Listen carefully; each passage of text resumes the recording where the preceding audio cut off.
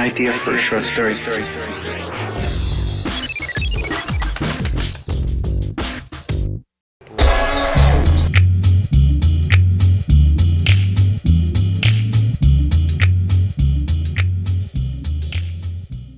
What are people anticipating they're going to get from you when they hire you for their projects?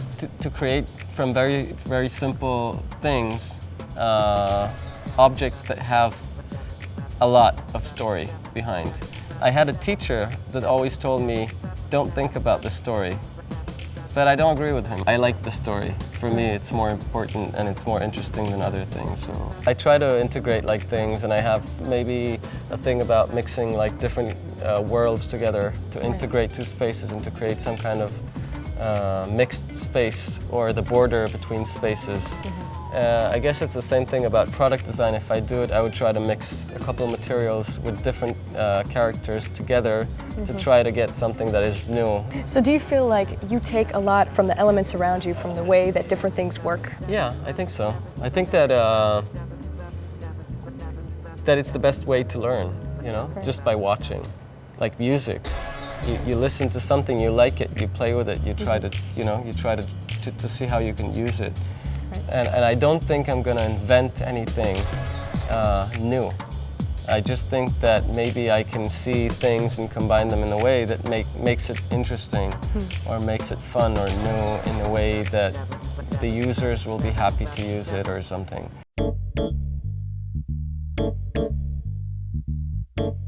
This is the industrial area of Tel Aviv, right? It's called Florentine? Florentine, yeah, it's like a main road that connected old Yafo with the contemporary Tel Aviv you have today. So this entire space for you was like one massive area of raw creative material. Yeah, and I'm also like fascinated by the fact that everyone here works in different like things. Like here we have two sisters that have a carpenter's working space, and they do like a lot of really nice things. At the same time, you have two old guys here. I think they're like both above 80, and they do like a special technique of bending steel. So it's funny that you have like everything together, and it also gives you a feeling of the fact that, you know, that you're alive, you know, because there's people working around you all the time. When you go abroad, you come back here? This is your kind of set home in Israel? Yeah, so I try to do my best to keep it as it is. This is where you work?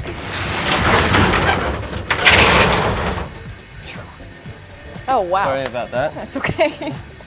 This is incredible. So this is my my space. Give me a little tour. This is Well, this used to be incredible. Used to be a carpenter's table. So I just cut like a space for the sink and another space for like a working space. Everything you did by yourself here.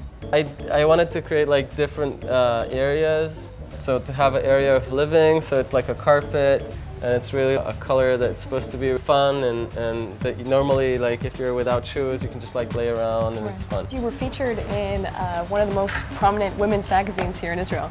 Basically, there was an open house in Tel Aviv recently. This woman came over and she was a journalist for a magazine, and she said, do you mind if I try to do some kind of article about the house? And I said, yeah, sure, why not? It's a different kind of, you know, house. So you get like, even, you know, the feeling of being here. It's not exactly like a normal house. So what kind of drew you towards industrial design? I like to take things apart, see how they work. It fascinates me how things communicate with people without saying anything. Because when you have an object and you look at it and you try to figure out what it's for and how to hold it, and everything comes up to one object that says nothing. You know, it's just a blank thing. My dad bought a big house, which was a tiny house but a big property, and my dad slowly built up this house. So do you think your father was an inspiration for you? For sure. He did a lot of stuff in his life.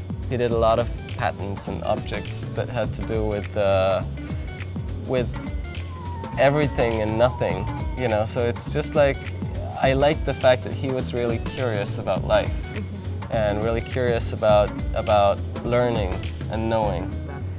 And I think that I took from him. Dabba-doo-bop-a-doo. Dabba-doo-bop-a-doo-bop-a-doo. Dabba-doo-bop-a-doo.